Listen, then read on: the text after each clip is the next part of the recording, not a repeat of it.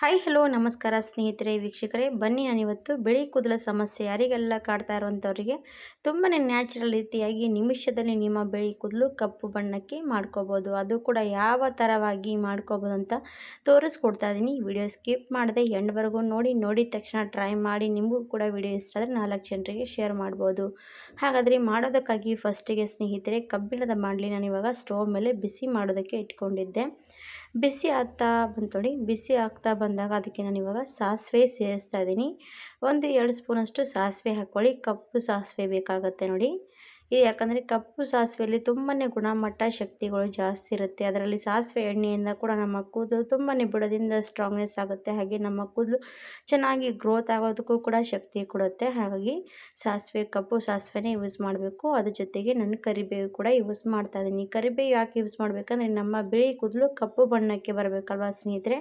ಹಾಗಾಗಿ ಸಾಸಿವೆ ಜೊತೆಗೆ ಕರಿಬೇವು ಕೂಡ ಖಂಡಿತವಾಗಿ ಯೂಸ್ ಮಾಡಿ.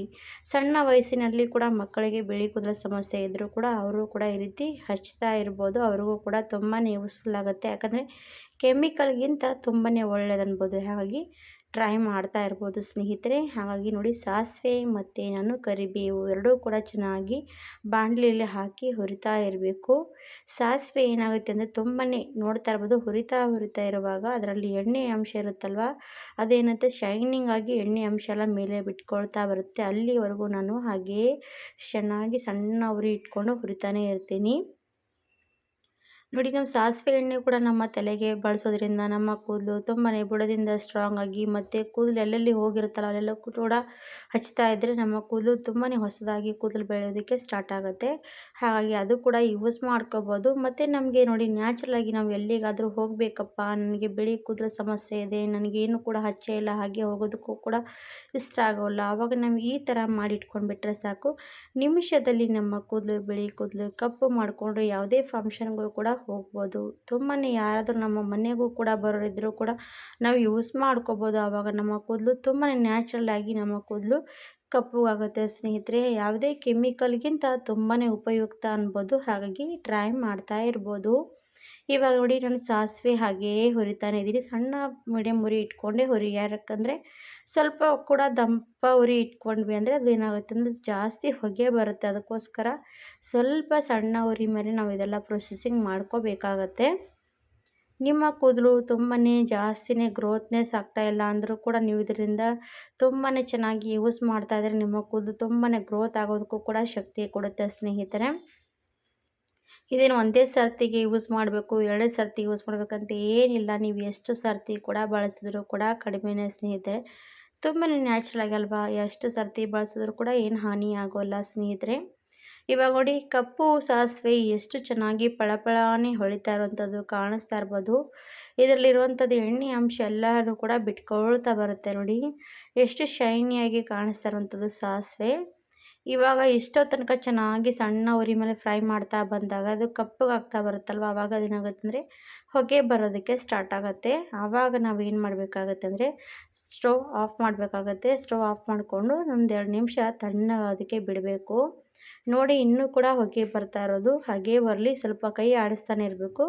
ಹೊಗೆ ಎಲ್ಲನೂ ಕಡಿಮೆ ಆದಮೇಲೆ ನಾವೇನು ಮಾಡಬೇಕಂತ ಮುಂದೆ ತೋರಿಸ್ತೀನಿ. ನೋಡ್ತಾ ಹೋಗಿ ವಿಡಿಯೋ ಕೂಡ ಎಂಡ್ವರೆಗೂ ನೋಡಿ. ಎಷ್ಟೆಲ್ಲ ಹೊಗೆ ಬರ್ತಾ ಇರೋದು. 1-2 ನಿಮಿಷ ತಣ್ಣಗಾದ್ಮೇಲೆ ನಾನು ಏನು ಮಾಡಿದೆ ಅಂದರೆ ಒಂದು ಗ್ಲಾಸ್ನಲ್ಲಿ ತೆಗೆದಿರೋದು. ನೀವು ಬೇಕಾದರೆ ಕುಟ್ಟ ಕಲ್ಲಲ್ಲಿ ಕೂಡ ತೆಕ್ಕೋಬೋದು. ನಾನು ಇವಾಗ ಕುಟ್ಟ ಕಲ್ಲಿಲ್ಲ ಅಂತ ನಾನು ಗ್ಲಾಸಲ್ಲಿ ಕುಟ್ತಾ ಇದ್ದೀನಿ. ಹಾಗೆ ಅದ್ರ ಜೊತೆಗೆ ಒಂದು ಕಲ್ಲು ಕೂಡ ತೊಗೊಂಡಿರೋಂಥದ್ದು, ಕುಟ್ಟ ಕಲ್ಲು ತೊಗೊಂಡು ಬಿಸಿ ಬಿಸಿ ಇರುವಾಗಲೇ ಕುಟ್ಟಬೇಕು.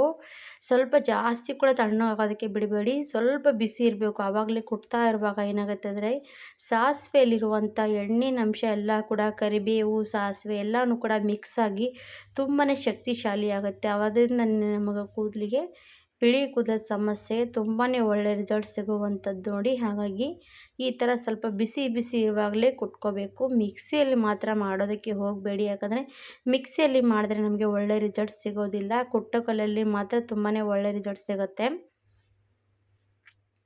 ಇವಾಗ ನೋಡಿ, ನಾನು ಕುಟ್ತಾನೆ ಇದ್ದಾಗ ನೋಡಿ ಎಷ್ಟು ಚೆನ್ನಾಗಿ ಪುಡಿ ಪುಡಿ ಆಗಿ ಪೌಡ್ರೆಲ್ಲ ಕೂಡ ಎಣ್ಣೆ ಎಣ್ಣೆ ಆಗಿರೋದು. ತುಂಬಾ ಎಣ್ಣೆ ಎಣ್ಣೆ ಆಗುತ್ತೆ ಸ್ನೇಹಿತರೆ. ಇದರಲ್ಲಿರುವಂಥ ಸಾಸಿವೆ ಎಣ್ಣೆ ತುಂಬಾ ಚೆನ್ನಾಗಿ ಬಿಟ್ಕೊಳ್ಳುತ್ತೆ, ಕೈಗೂ ಕೂಡ ಅಂಟ್ಕೊಂಡ್ರೂ ಬೇಗ ಹೋಗೋಲ್ಲ.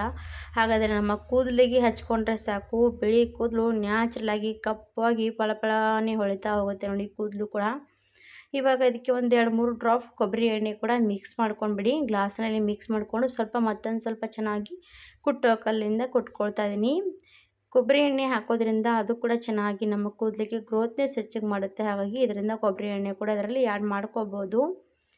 ಇವಾಗ ನೋಡಿ ಕೊಬ್ಬರಿ ಎಣ್ಣೆ ಹಾಕಿ ಚೆನ್ನಾಗಿ ಕೊಡ್ತಾ ಇದ್ದೀನಿ. ಎಷ್ಟು ಚೆನ್ನಾಗಿ ಎಣ್ಣೆ ಎರಡೂ ಕೂಡ ಮಿಕ್ಸ್ ಆಗಿ ಎಷ್ಟು ನೋಡ್ತಾ ಇರ್ಬೋದು, ಸೇಮ್ ನಾವು ಯಾವುದೇ ಒಂಥರ ಕೆಮಿಕಲ್ ಇರುವಂಥ ಹೇರ್ ಡ್ರೈ ಇರುತ್ತಲ್ಲ ಅದೇ ಥರ ಕಾಣಿಸುತ್ತೆ ನೋಡಿ. ಎಷ್ಟು ಕಪ್ಪು ಬಣ್ಣಕ್ಕೆ ಬಂದಿರೋಂಥದ್ದು ತುಂಬಾ ಚೆನ್ನಾಗಿ ಬರುತ್ತೆ ಸ್ನೇಹಿತರೆ. ಕೈಯಲ್ಲಿ ಈ ಥರ ಸ್ವಲ್ಪ ಕೈ ಹಚ್ಕೊಂಡಿದ್ರೆ ರಬ್ ಮಾಡಿದ್ರೆ ಸಾಕು, ನಮ್ಮ ಕೈ ಬಣ್ಣನೂ ಕೂಡ ಕಪ್ಪು ಬಣ್ಣಕ್ಕೆ ತಿರುಗುತ್ತೆ. ಆ ರೀತಿ ಇದ್ದಾಗ ನಮ್ಮ ಕೂದಲಿಗೆ ತುಂಬಾ ಒಳ್ಳೆಯ ರೀತಿ ಕಪ್ಪು ಬಣ್ಣಕ್ಕೆ ಮಾಡ್ಕೋಬೋದು.